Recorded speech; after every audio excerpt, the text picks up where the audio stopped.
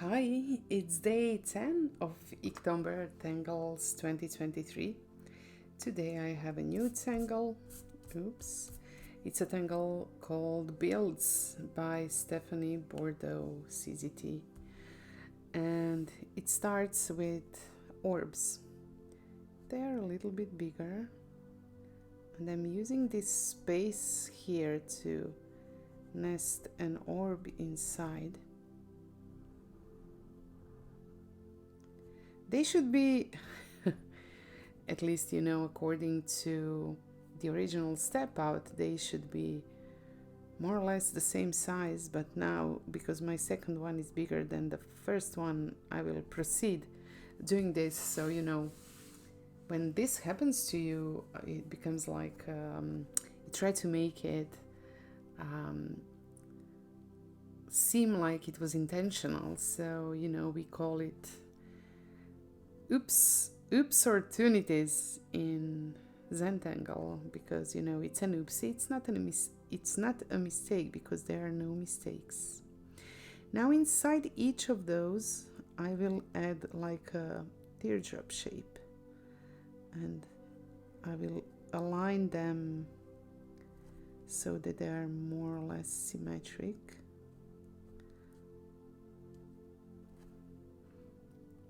And then you add some orbs, and starting from that you can basically add ornaments or embellish it in any way you want. I think that in the original step out, it's actually, I'm sure, because I'm looking at it right now, there are only 3 of these orbs. I had some more space in the bigger ones, so I put 4. And of course you can do whatever you want.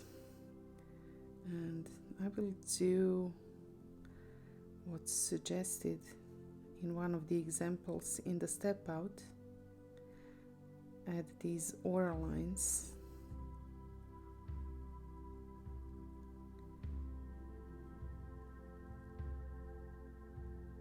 Trying to concentrate, to get a similar distance between the lines, but as always, not stressing about making it look, perfect, because it's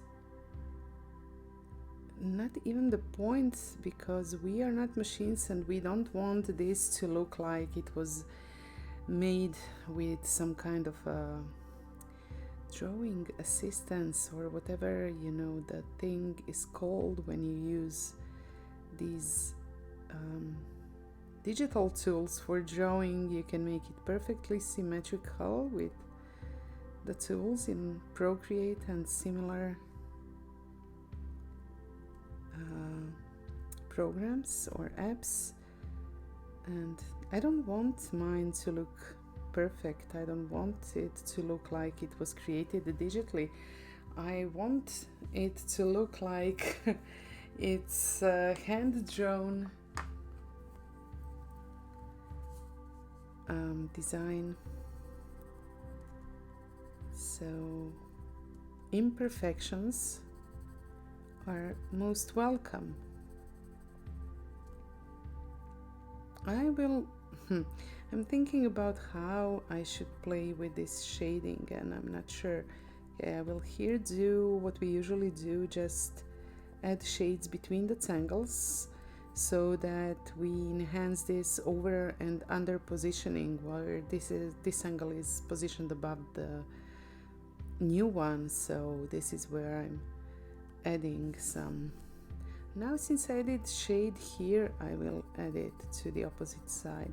So it might be counterintuitive, but I'm just making up the rules as I go. So there are no rules, actually.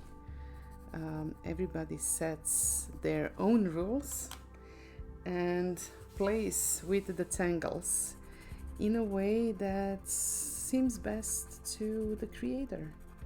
So I'm taking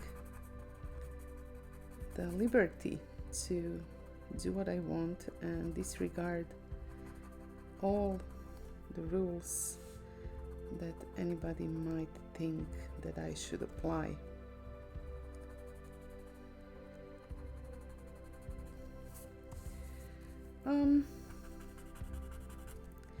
Trying to do this nice blending, holding my blending stump at a very low angle, so that I have nice transitions between the parts that are blended and the parts that are shaded, those in between them. Now some highlights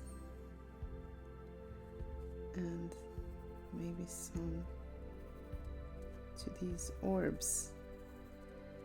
My orbs are quite bold and big.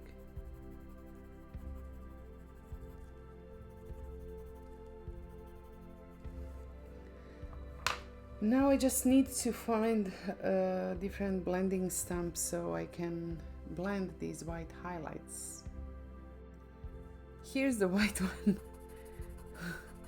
Took a while to find it because I was on vacation and then I came back, unpacked, and because I always carry around things for, you know, my drawing supplies, at least some of them, wherever I go, then it takes some blending, some searching to find my supplies. And now I'm looking for a white jelly roll. Here it is, white jelly roll 10, so the widest nib, and I will just add some shiniest highlight to some of these orbs.